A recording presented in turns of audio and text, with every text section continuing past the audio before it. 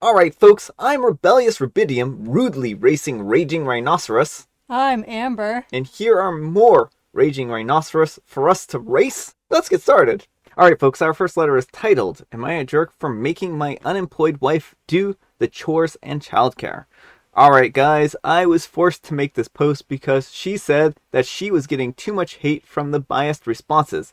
She wanted to see if I get different replies if I post. I am a surgical fellow, kind of like a resident, and I work 7 a.m.s to whenever, sometimes earlier, like 4 p.m., and sometimes later, like 7 p.m.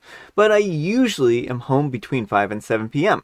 She isn't working right now, and she's just studying for her exams. I personally think to an excessive amount, she's type A and she's worried that she'll fail, when she'll never fail an exam in her life. We have a 1-year-old daughter who goes to daycare from 9 a.m. to 5 p.m., and we have an au pair to help out. Hours are set at wife's discretion because I'm not the one responsible for the kid right now. So, since she's not working, she's been doing all of the chores. When I get home, I just want to rest, and I figured she's had all day with plenty of time off and hired help. She can help manage the household chores. She can't work for a few more weeks/months, unknown exactly when, due to licensing issues. She's also threatened to move back and take our baby. There are some issues with that because I work every day, and that would mean that I would almost never get to see either of them. And I signed a lease for 3 adults and 3 bedrooms, which is more than my salary. She wanted me to explicitly add in that she had to give up her $400,000 a year job, then some bonuses, to move to being unemployed, and this is due to my career.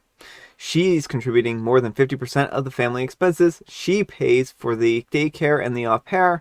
She says that she's tired of being my mom and my servant. All right, folks, what do you think? Jerk or not the jerk? Yes, you're the jerk. So I actually saw this post yesterday too, and I'm glad that OP finally put in that missing information. He still looked like a jerk even with the missing information, but like especially now, like your wife has made a big sacrifice to her career so that you can pursue yours, and she's not just sitting around all day, she's studying to get her license. And so I think the way you disregard her contributions to the household is really gross.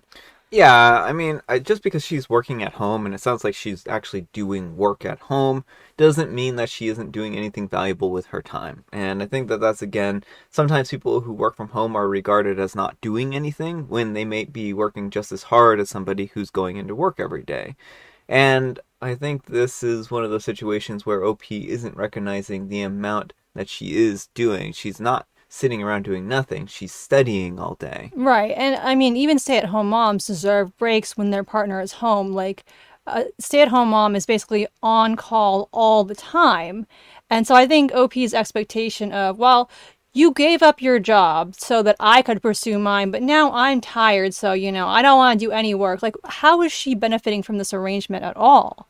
Yeah, well, it doesn't seem like it's a mutually beneficial situation, let's put it that way.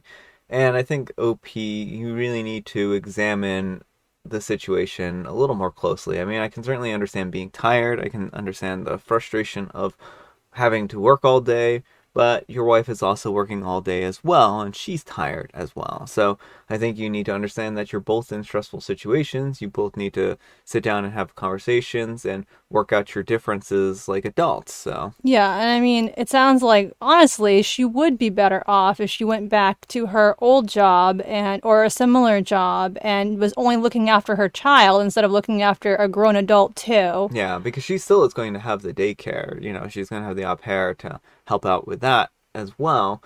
And she'll be making more money so she can afford it better. So, Yeah, like you're the one who's sunk without her, yeah. not the other way around. So, again, I think that this is one of those situations where OP isn't necessarily seeing the complete picture. I think that they're tired, and residency is a hard thing. So I'm not saying it isn't, and I certainly feel bad that OP has a lot on their plate. But they need to be empathetic towards their wife's situation as well and see that she has a lot on her plate as well, even though it might not look like it's as much as he has from Yeah. his perspective. And she's also contributing significantly to the household finances too. But let me know what you folks think. So anyhow, take care and good luck. And Afternoon Napping says, You're the jerk for leaving out how much she contributes financially. You knew that would change opinions on the post.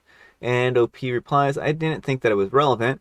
I was thinking more everyone should put in equal effort. And afternoon napping replies, so she has to pay for half and do all the chores while studying as well. We've had conversations in the past where people will have more to contribute and whatnot, and I think that is one of those situations where people need to work out what's an equitable split in a relationship for chores. And a lot of times people, even if somebody is contributing 50-50, the chore distribution might not always be exactly equal due to one circumstances or another. So I do think that while the amount that she's contributing is, keeping the house afloat, I don't necessarily think it gives her a free pass on not doing any chores. Well, certainly, but I think it just further shows just how undervalued she is in the household because she entirely has to pay for the au pair and daycare on her own. Mm-hmm. She's also paying half of the household budget. Like, that's a big financial contribution. And so I can see why she's frustrated and they have to do absolutely all the house care and childcare while studying for a gruel exam while contributing financially. Exactly. And OP replies, time-wise, she has plenty of time and help, daycare and an au pair. OP just doesn't necessarily see it from her perspective. She doesn't have plenty of time. Apparently the exam that she's studying for is a cumulative exam, and it covers all 4 years of her medical school or something to that effect. Yeah, it sounds like she has to get her medical license in this particular state, and so she has to take this big cumulative exam to do it. Mm-hmm. At the end of the day, what OP needs to realize is it doesn't matter what the people on Reddit tell him. What matters is that his wife is feeling overwhelmed and underappreciated, and she feels like she would be better off without him. And she can make that decision regardless of what people on Reddit say. Yeah. All right, folks, our next letter is titled, Am I a Jerk for Allowing My Daughter to Have a Frog-Themed Party? My daughter hates my sister-in-law. It started when sister-in-law called her choice of clothes not such a good thing. Well, my daughter is a bit petty, and this year, for her birthday, she wanted a frog-themed party. Sister-in-law has a frog phobia. She wanted a cake and decorations all in the shape of frogs. She even asked for one of her friends to bring some frogs over to the party.